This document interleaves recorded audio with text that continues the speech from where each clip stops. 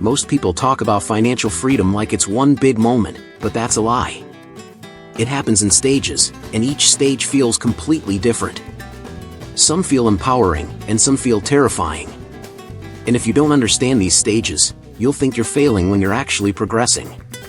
Maybe you're in a stage where every bill feels like a punch. Maybe you finally stopped drowning but still feel one mistake away from slipping back.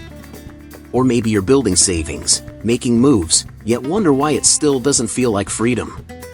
In this video, you're going to see exactly what each stage really feels like, the emotions, the traps, the breakthroughs, so you can finally understand where you are, what's coming next, and how close you actually are to real financial freedom. Stay with me. Most people quit at the stage that comes right before everything gets easier, and you'll know exactly how to avoid that. When you finally get control of your cash flow, everything feels different. You stop moving blindly and start seeing exactly where your money goes, which instantly boosts your confidence. That's the moment your personal finance journey becomes real, and your money habits start shifting for good. It's like that scene in The Pursuit of Happiness when Chris finally understands the game he's playing and begins moving with purpose. As you track every dollar, financial psychology kicks in hard. You become more aware, more intentional, and way more strategic. Building a budget stops feeling restrictive and starts feeling empowering, because you can finally make money decisions with clarity rather than emotion. Just like in Moneyball, when you measure the right stats, everything becomes predictable instead of chaotic. And once you see the patterns, you realize you've been holding the steering wheel the whole time. You also learn that personal finance has less to do with how much you earn and way more to do with the habits you repeat daily. Someone making $5,000 a month can still feel broke if their money escapes through tiny leaks, while someone making half of that can thrive with solid financial education. Using tools like a NAB, Mint, or even a clean spreadsheet helps organize your entire system. Slowly, that sense of relief turns into control. The best part is how these small adjustments start stacking up, giving you the mental space to focus on bigger financial tips, like building wealth instead of just surviving. You begin noticing opportunities that you never saw before simply because you finally have clarity. And trust me, once this level of order hits your life, the next stage feels even better. Because what comes after control is peace, and you're about to feel exactly that next. When you start building an emergency cushion, something shifts deep inside you. You finally feel a sense of peace you didn't even realize you were missing. Saving 3 to 6 months of living expenses might sound overwhelming at first, but it becomes the anchor that stabilizes your entire personal finance system. It's one of those money habits that rewires your financial psychology instantly because you finally feel safe. Think of it like having a backup plan the way characters in Suits always keep something in their back pocket. As your cushion grows, stress drops. Suddenly, a flat tire, a medical bill, or a last-minute family emergency stops being a panic moment and becomes just another line item. That level of calm changes how you make money decisions. You stop operating from fear and start acting from strategy. It's like going from survival mode to "I got this." And with that confidence, your personal finance choices become smarter without you even trying. You can build this cushion in simple, practical steps, automate transfers to a high-yield savings account, cut one non-essential habit temporarily, and redirect unexpected income like tax refunds. These moves add up faster than you'd think. Imagine saving just $10 a day. $1.300 a month turns into $3,600 a year, which already covers multiple emergencies. Just like in Stranger Things, where having the right tools ready changes the whole game, your emergency cushion becomes the gear that keeps you safe when life gets weird. And once you feel that protection under your feet, something interesting happens. You start craving even more freedom. Your mindset shifts from "I need to survive" to "I want to grow." That peace becomes the foundation for the next stage of financial freedom, where you stop carrying debt and start taking back your power. Because you're about to feel what real empowerment is when you eliminate the weight that's been holding you back. When you start eliminating high-interest debt, the feeling hits different. It's like someone took a weight off your chest. Every payment you make is a step toward taking your power back, and your financial psychology shifts in real time. High-interest debt is the silent killer of personal finance, draining your energy and limiting how to make money long-term. It feels like that moment in Breaking Bad when Jesse finally realizes he's been chained to something toxic and decides he wants out. As you attack those balances aggressively, credit cards, personal loans, buy now pay later traps, you begin to see progress you never thought was possible. Your money habits become sharper because you're no longer wasting cash on interest that gives you nothing in return.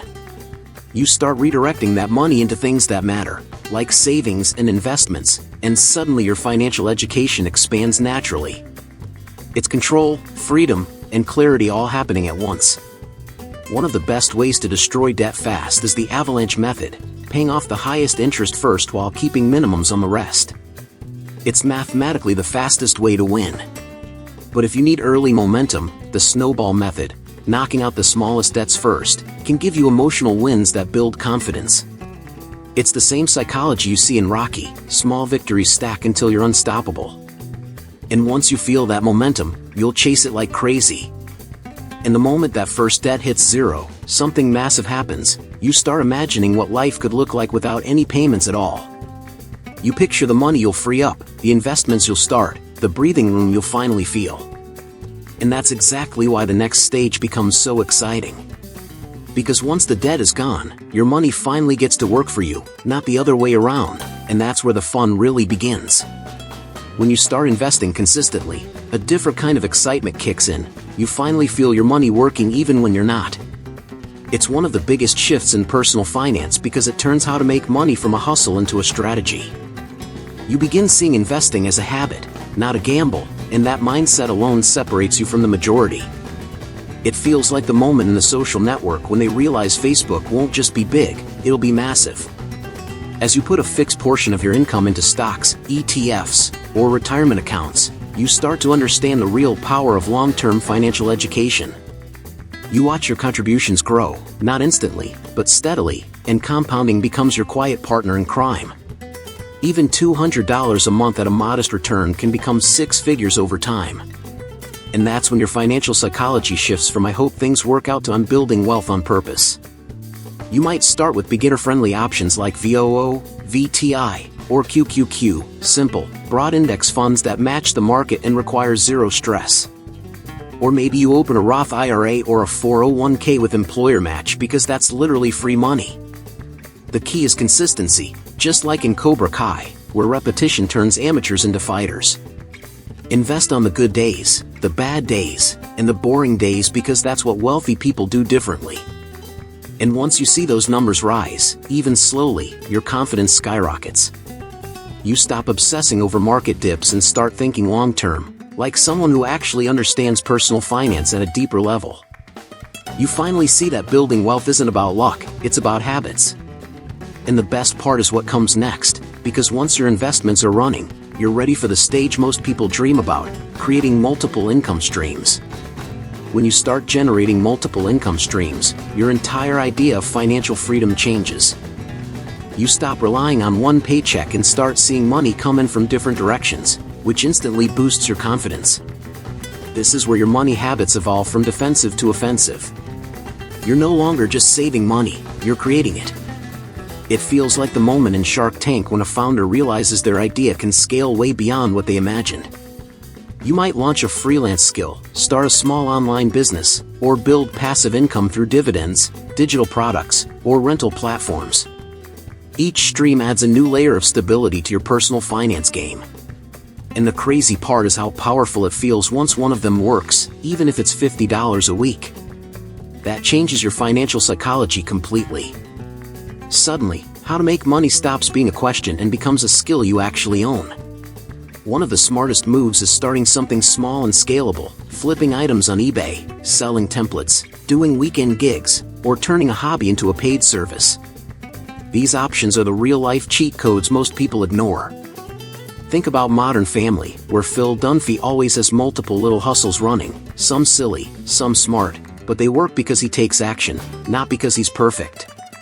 And once you see money coming from more than one place, you never go back. And what makes this stage so addicting is how it sets you up for the next level of freedom. With different income streams covering different expenses, you start imagining a lifestyle where money supports you instead of stressing you out. You finally feel flexible, empowered, and in control of your personal finance direction. And that's exactly where you're headed next, into a stage where happiness and freedom start becoming part of your everyday life. When you finally reach lifestyle flexibility, money stops being the boss and starts becoming the tool. You feel this lightness, like you can breathe deeper, because your personal finance decisions aren't driven by panic anymore. You can choose where to spend your time, who to be around, and what goals to chase without constantly checking your bank app. It feels a lot like The Secret Life of Walter Mitty, when he realizes life gets way better once fear stops controlling his choices. You start noticing how powerful your financial psychology has become. Saying no to things you don't want and yes to what matters becomes easier because you're not stuck in survival mode. You have the freedom to travel, explore new hobbies, or simply take a break without guilt. That's the moment your money habits begin paying you back in experiences, not just numbers.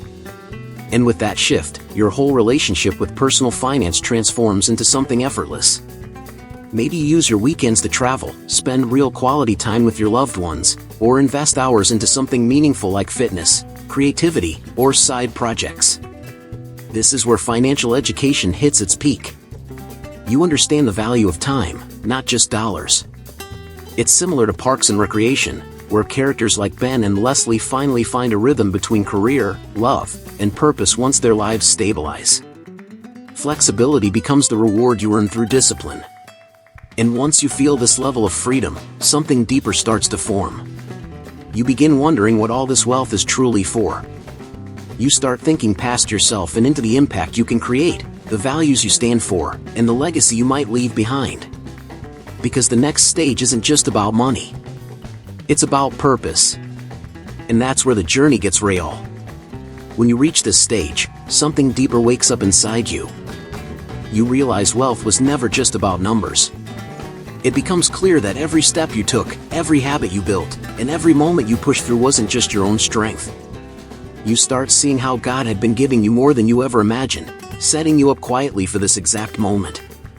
It's a level of clarity that feels like when characters in this business finally understand the bigger picture behind their struggles. You begin using your money less for status and more for purpose. Your financial psychology shifts from how can I get more to how can I impact more. That's where Proverbs 3 verses 9 to 10 fits perfectly. Honor the Lord with your wealth, and your barns will be filled to overflowing. You don't have to announce it or preach it. You just feel it working in your personal finance journey. And suddenly, generosity becomes a natural extension of your money habits. What's wild is how aligned everything feels once you start giving intentionally your time, your support, your resources, your presence. You see that financial education wasn't just about learning how to make money, but about learning how to handle what God trusted you with. It's like Queen's Gambit, where once Beth finally understands the board, every move feels clearer and more meaningful. That's what purpose does. It turns wealth into impact instead of pressure. And this stage sparks a different kind of fulfillment, one that feels richer than any income stream or investment return. You feel guided, grounded, and connected to something bigger than your bank account. And now that you've aligned your wealth with purpose, you're ready for something even more powerful the moment the full journey comes together and you see the transformation from the very first step to now. Now that you've walked through every phase, you can feel that the way you think about money is already shifting. You don't see wealth as something distant anymore. You see it as something you can build daily with clarity, discipline, and a stronger mindset. The truth is, change doesn't happen when you learn something new. It happens when you decide to live differently. And you've reached the point where you know exactly what needs to change. What comes next is choosing consistency over comfort. You've also seen how much power you carry when you stop repeating the patterns that keep you small. When you start acting with intention, doors open that you didn't even know existed. People treat you differently. Opportunities find you. And money becomes a response to who you're becoming, not a reward you hope to catch someday. Your transformation doesn't depend on luck. It depends on you showing up with purpose every day. If you felt something shift during this journey, that's not an accident. It means you're ready to step into a version of yourself that manages money smarter, handles challenges with clarity, and builds a future you're proud of. You're not meant to survive. You're meant to grow, earn, build, and inspire. And now you have the mindset tools to stop living on autopilot and start shaping your life the way you want it to be. Hit that subscribe button and turn on notifications. And if you want to go even deeper, not just with your finances, but with your mind, your habits, your balance, and the way you show up every day. I created something to guide you. It's called Holistic Health. Nourish your mind, balance your finances, transform your life. If you're serious about leveling up every area of your life, this is your next step. Because once your mind and your money work together, the life you want stops being a dream and becomes your reality.